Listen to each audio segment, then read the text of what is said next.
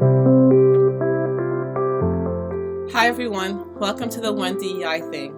DEI stands for Diversity, Equity, and Inclusion. I am Natasha Green, the project lead for this series, and I am super excited that you decided to join or listen to this on replay. Shout out to the folks who will be replaying this. You get mad love from me also. This is an AnitaB.org webinar series in which men share one thing they did to improve their company's culture. Absolutely. There are probably tons of things these individuals are doing, but I decided one thing would be enough in the time we have together. All speakers wanted to create a culture so that employees feel that they can grow, learn, and have equal opportunity for advancement in their highest individual potential, no matter who they are, where they're from, what their race is, how they look, or even how old they are. Each speaker believes that an individual potential should not be restricted because of discriminatory practices. This initiative stems from AnitaB.org's mission, where we envision a future where the people who imagine and build technology mirror the people and societies for whom they build it. We do a lot of work connecting, guiding, and inspiring women and our allies to ensure anywhere you see technology being built, you will also see an equal representation of women building and leading those technological products or services, and getting paid fairly. I believe in order for this to happen, many individuals at all levels in the organization will have to advocate and do their part, wherever they are in the organizational chart. That person can shift an organization's culture to be inclusive and a place where everyone feels like they belong and that they are reaching their full potential. We thank you for joining us today, so please grab a notepad and pen and take some notes. Let's see. All right, so my name is Don Schneider. I have been at Amazon for a total of 15 years, which still blows my mind a little bit. I started working on the community team, so I worked on reviews and wish lists on the website. And about a decade ago, I moved over to transaction risk, and we apply pretty sophisticated machine learning to analyze the behavior of buyers and sellers on the Amazon store to detect and prevent bad actors. So we basically make sure no one steals your credit card and that the sellers give you the products that you order. I care a lot about diversity, equity, inclusion, and justice. I don't feel that I need to be responsible or feel responsible to take responsibility. I've been thinking about these topics for a while. I started reading feministing.com in the early 2000s, and this is something I feel pretty passionate about. I have to say I'm a little chagrined to see so many names that I would identify as female, because my typical approach to this is that the role of a man in this conversation is to listen and learn more than anything. And so I feel a little awkward sort of preaching to so many women, so many people who appear to be women, but this is really meant this. So I would say this presentation is really aimed at men and allies. If there's one thing you take away from this, it's this. Inclusion is more important than diversity. Diversity is about the demographics.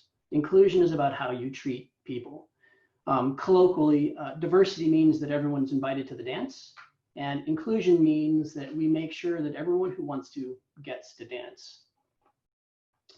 And I think for me, the point is that a company will never be able to achieve diversity without creating an inclusive environment. So you may have heard of Amazon.com. It's an online retailer, and I really think it could be big someday. I'm pretty enthusiastic about the future for this company.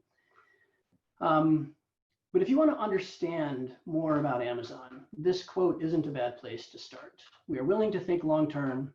We start with the customer and work backwards. And very importantly, we are willing to be misunderstood for long periods of time. So this one, we start with the customer and work backwards. What this means is that we think first about the impact we want to have on the people who will care about it the most, and then we figure out how to have that impact. And very importantly, we are willing to be misunderstood for long periods of time. So when the Kindle was launched in 2007, it was not received enthusiastically. One review at the time said that the device is not elegant, the content is too expensive, the black and white screen is unimpressive, it lacks a web browser, the cover is clumsy and poorly designed, don't bother. It took a decade for the Kindle to really find its customers. Amazon is deeply committed to inclusion and diversity, but we think it may take a decade for the investments we're making to be evident outside the company. The leadership of Amazon is actively trying to support the work that we, those of us in this conversation here today, are doing. Like those of us here, like the people in this room, the leadership at Amazon and most of the people I run into on a regular basis are actively working towards a more inclusive environment. So how's Amazon doing? Let's look at some data.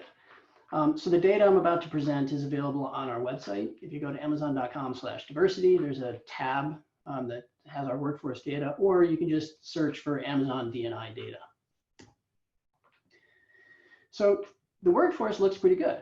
I mean, we've gotten to the point now where more than 40% of the workforce is female. And even better, like we're getting pretty close to pay equity. But when it comes to management, almost 3/4 of our management is male. So we still have a lot of work to do. In terms of the workforce composition, only about 1/3 of the workforce is white. The remainder is a pretty good representation of the population at large. So again, that looks pretty good, right? And even better, right? We're getting pretty close to pay equity across this demographic as well. But when it comes to management, almost 2/3 of our management is white. So we still recognize that we have a lot of work left to do. So let me start by saying one thing that we're not doing.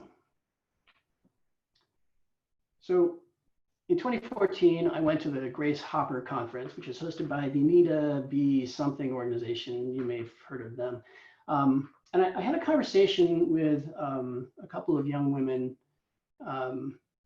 who were describing their company, and they were, very excited, and they were basically challenging me. They were saying that their CEO has set really ambitious goals around diversity and inclusion, and they were challenging me about why Amazon hasn't set any goals. I think the answer to that is that we are willing to be misunderstood for long periods of time. I mean, of course we have goals and they are ambitious, but we're not announcing them yet. Because it turns out that making a big deal about your goals in the public square doesn't help you achieve them, right? In the last decade, a lot of companies have made a lot of noise about how much they're working on it and how enthusiastic they are. But the numbers, the public numbers, all add up to the same thing, not much progress. These are actual headlines from a particular company. Which company doesn't really matter. It all looks the same. And the real problem is this, right? And I don't mean just Amazon, I mean all of us, right? And unlike some companies, Amazon isn't going to pretend that we have this figured out. So let me give you an example. So consider the climate pledge, right? You may have seen that Amazon has made a commitment to reach net zero carbon by 2040. That's 10 years ahead of the Paris Accord. Making that pledge took 5 years of work in the background to figure out how to measure and set realistic, achievable, albeit very, very difficult goals. So as I said, Amazon has vigorous, ambitious goals around diversity and inclusion, but we won't be taking public goals until we're convinced we know what works and what's achievable. Meanwhile, we're quietly experimenting internally, trying to find things that are effective. And so I'm going to tell you a little bit about that. But first, let's remind ourselves what it's like being a woman or minority in tech. And the quotes I'm about to share come from an article written in Cosmopolitan magazine. People prefer to talk to a male colleague, even when I was his boss. People assume I'm not technical. I would just feel invalidated all the time. You have to shout really loud and be extremely aggressive to gain respect for your opinions. The environment says you don't belong here. To succeed, you may need to become someone you aren't. And even then, you may become someone you don't particularly like. And fighting this, fixing this is hard work. And there's no shortcut. The only way to care about people is to actually care about them, To become more inclusive, we have to make a fundamental cultural shift. And we're fighting against very strong external currents in society at large. So where does that work happen? Where do we have to do that work? Where does exclusion happen? I've been in meetings where a manager cuts off a woman who reports to him to explain what she was saying, undermining her credibility when she was doing just fine. She was doing a great job. I've seen men ignore a woman's suggestion when she made it and accept the same idea from a man at the table. I've seen men take credit from ideas that a woman has said. And I've seen pictures of the boards of directors for all the biggest tech firms in the world. If you're a woman or minority, this wall of white men whispers, "You don't belong here." And to be clear, this is much better than it was just a few years ago. But the reality is that exclusion happens everywhere. So where do we need advocates? Obviously. So our primary job today is not to fight the forces of exclusion. There's just not enough of us. Our primary job right now is to recruit more allies, to make more people aware, so we have more advocates, so we can have advocates everywhere. But as an advocate, what do we, do? So the first thing I would recommend is that everyone in every organization should go through unconscious bias training regularly and repeatedly. If you haven't done this, I would recommend it. You may discover some things about yourself that you didn't know. The first time I did it, it was actually pretty uncomfortable. Work to recognize microaggressions. I think the language guidance that Ryan gave earlier is a great example of this. The language that we use can cause harm to others. And so recognizing language and changing it as he described is a really good place to go. And it's important to acknowledge the microaggressions in ourselves. I'll acknowledge when we do it. And only then can we challenge them in others. We must do that, but when we do so, we have to do so very, very gently. Because remember, we're recruiting, right? A clumsy ally is better than an unwitting obstructionist. We have to work to reduce pressure in group situations to facilitate honest conversation. We need to create an environment where women don't have, and minorities don't have to change who they are in order to be able to participate. We need to create an environment where everyone is safe to take risks, to voice their opinions, and ask judgment-free questions. And this one's a little subtle. Studies show that diversity improves fastest when employers focus on the most underrepresented demographic. Again, at the 2014 Grace Hopper Conference, I attended a session called The Myth of the Unicorn, which was hosted by Native American women in computing. Native Americans represent 2% of the American population. There were 18,000 attendees at the Grace Hopper in 2014, and there were 7 American Indian women in the room. And I'm confident that was all of them at the conference. That's 0.04%, 2 orders of magnitude underrepresented. And here's the interesting thing. They described religious observances, which are entirely different than you might be accustomed to. Are you and your company prepared to let an employee take 3 hours off in the middle of every day for religious reasons? If your company culture can support that, you're going to be much more inclusive than you would be otherwise. This one's a little subtle. I want to describe something that I learned recently from the Weekly Sift. It's called The Distress of the Privileged. And in this article he's written, he describes the movie Pleasantville, which if you aren't familiar with it, it depicts a black and white 1950s era television show into which 2 modern teenagers are transported. And they bring color to the town. Their influence allows women to explore art and to begin to realize themselves as human beings. It allows the children of the community to rebel, to non-conform, but consider the father of the family. He's a good 1950s TV father. He's a hard worker, a good provider. And one day he comes home from work and his kids and wife are just gone. And he wants his dinner. And he spends some time wandering around the house asking where his dinner is. Now, he never meant to stifle his wife's humanity or enforce a dull conformity on his kids. Nobody ever asked him whether the world should be black and white. It just was.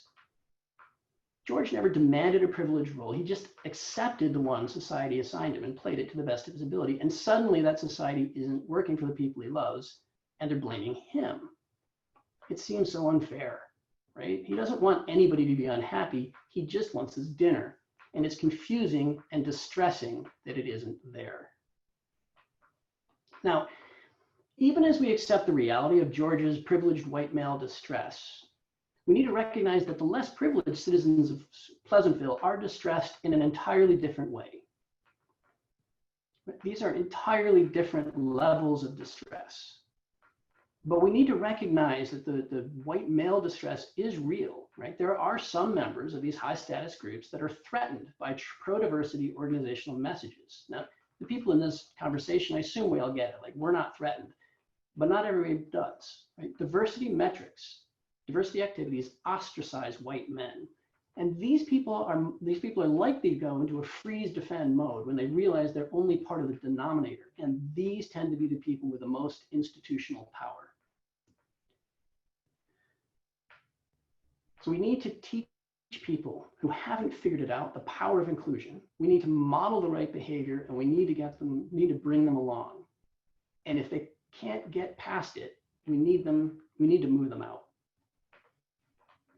So what do you measure? How do you know how you're doing? How do you figure out in a large organization whether you're doing the right things? So the starting point, of course, is to make sure you have representation at the start of the journey. Obviously, this is necessary, but this isn't enough.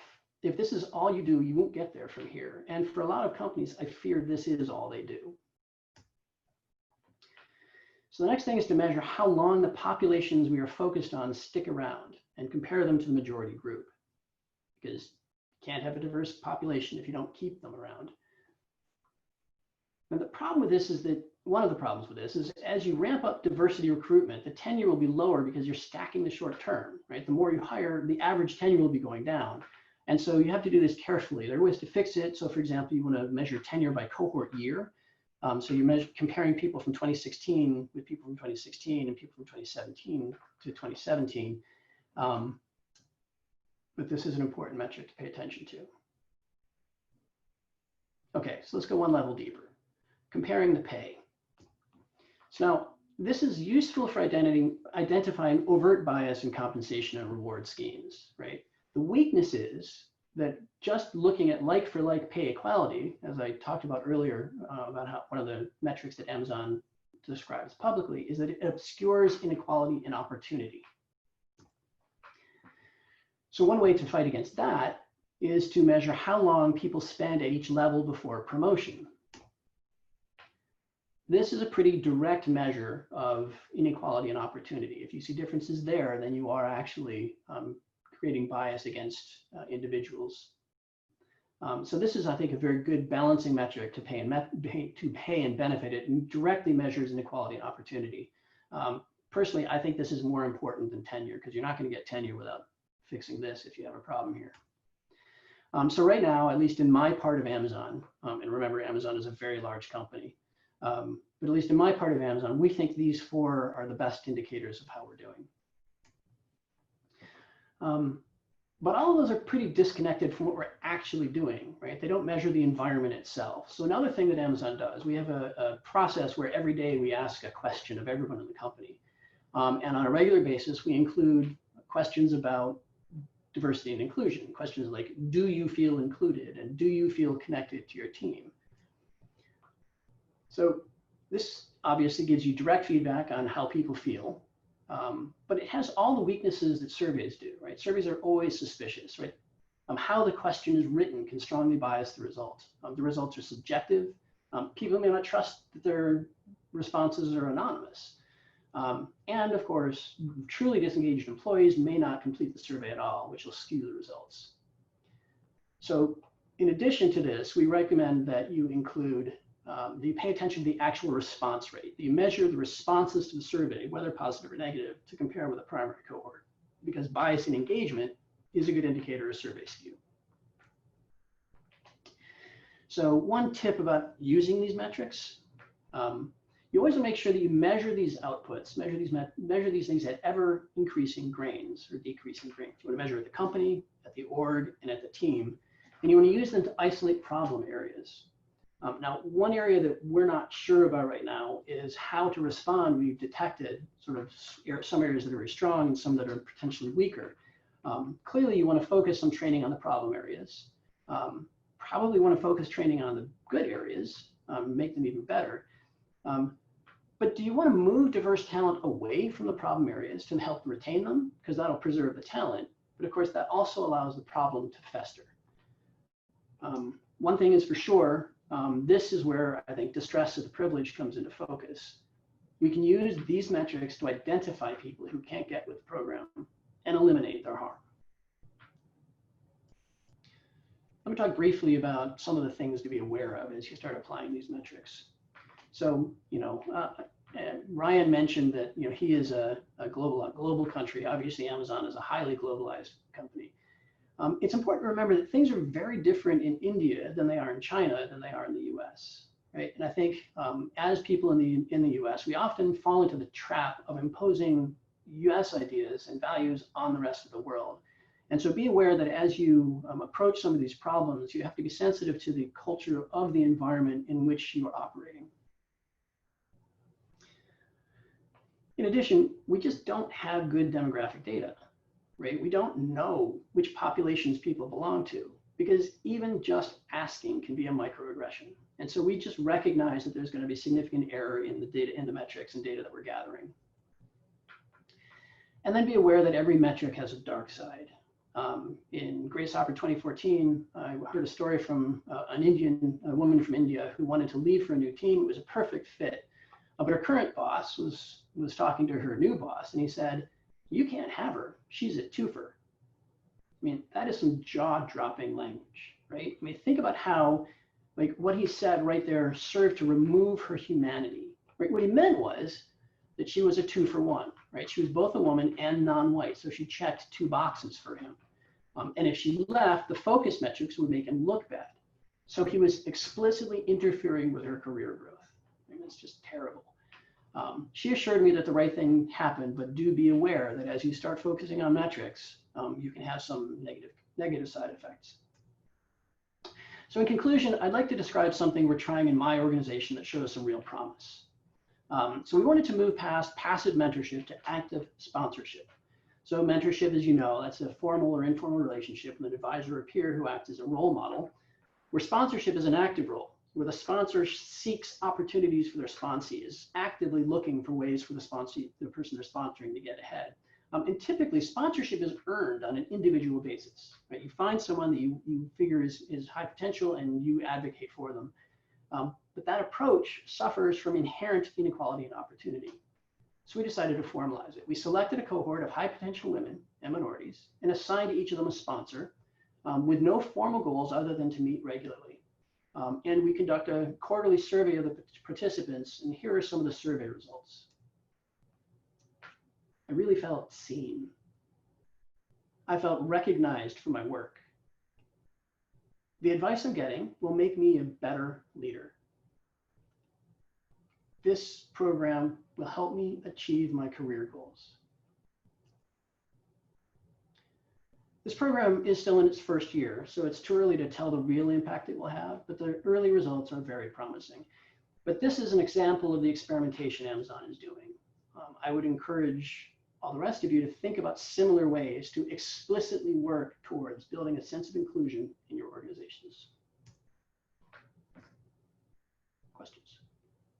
I'm going to stop sharing my screen so I can see all y'all.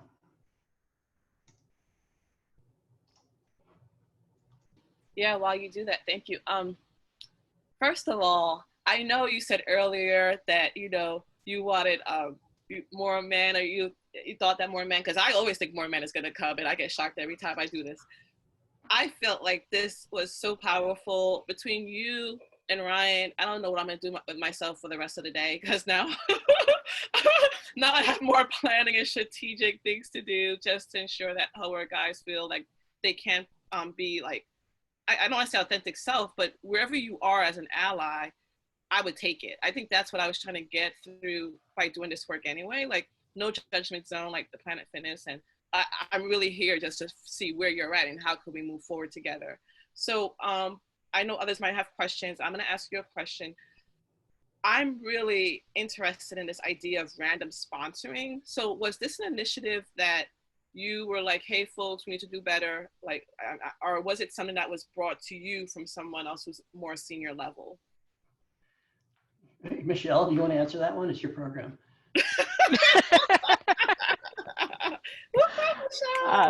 Yeah, I'm happy to. So the sponsorship, I will say, isn't totally random. So we did strategically pick women of a certain leadership level that we wanted to target for the first cohort. And then we worked with our leaders, so both HR and our VPs, to make sure that we had the best leaders paired with those women based off of their current position and where they were hoping to get to. You know, so for example, if they were a technical leader and they really wanted to expand their business acumen, we paired them with a more senior man on the team who was a technical leader who had a lot of business acumen. You know, so we wanted to really strategically pair them with somebody that made sense for them.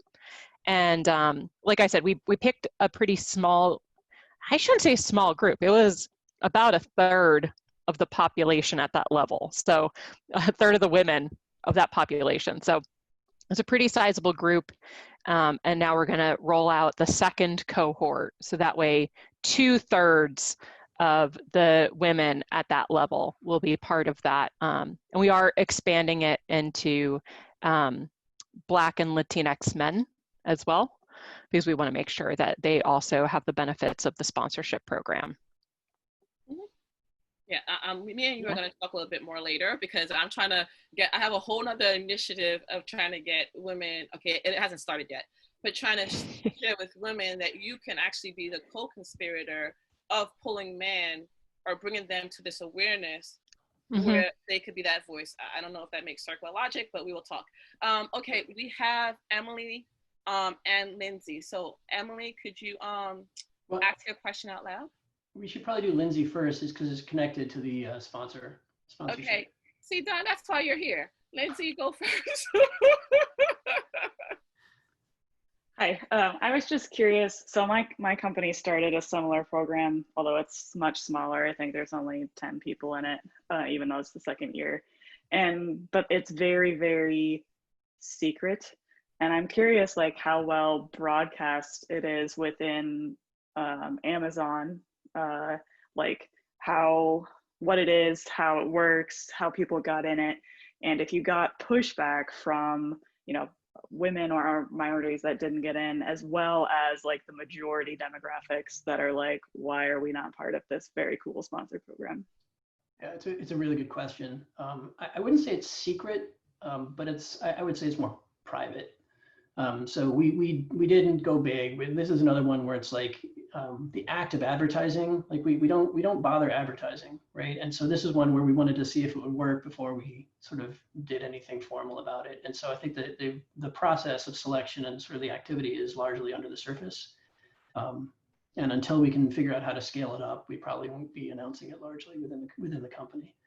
But it's not about, I'm personally very sensitive about the distinction between secret and private, right? There's no secrecy where we will tell people, but we're not advertising it yet.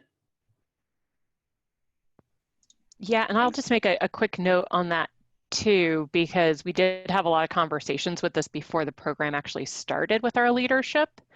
And we prepared responses and we gave those responses to managers. So if they did have somebody say, you know, I heard that my coworker got nominated for this program, why wasn't I?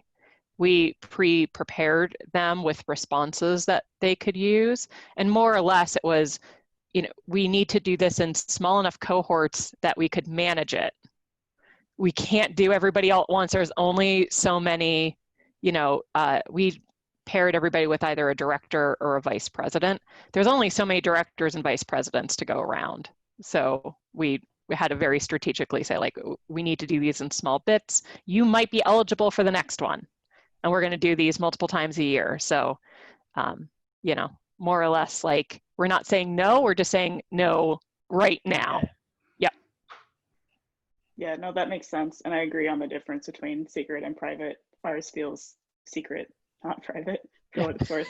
I think it's also a year long, so it's not like there's more people being added as regularly. And I think that's one of the reasons that it feels different than what yours sounds like, even though, as you mentioned, it's fairly private. I think that makes sense, you know, when you're getting something off the ground, to see what works before you wildly broadcast it to everybody. But yeah, no, thank you. Go ahead, Emily, if you're still here. Okay.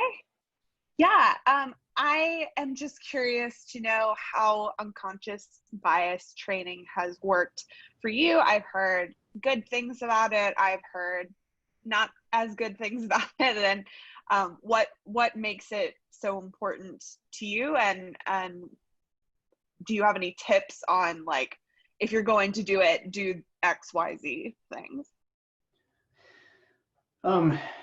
So for me, it serves mostly as a reminder of how much work I have left to do, right? It's you know, I came out of an era where casual sexism and racism was pervasive, right? In my high school, the language that we used casually, continuously was repulsive to me now.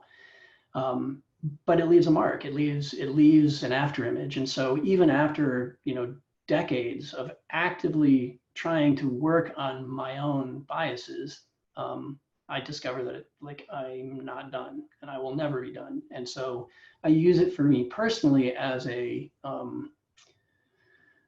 way to measure how I'm doing, right?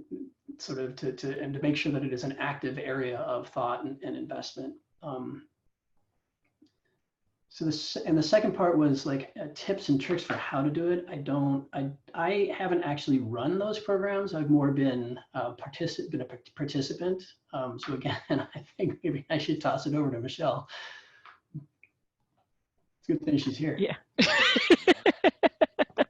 Yeah, I guess everybody's realizing that I'm the D&I PM for your org. I said everything smart I said in my presentation came from you, and they may have thought I was kidding, but we know the truth. Yeah, so we have a couple different versions of unconscious bias training, because we have a very simplified version that we're rolling out to be a mandatory training that you could do in like 20 minutes and applies to everybody. But then we have different types of unconscious bias training, which really dives into the places where you find bias, because unconscious bias as it is so huge. You know, I feel like, you know, most people who request it will come to me and say, yeah, we need to have everybody trained on unconscious bias in an hour.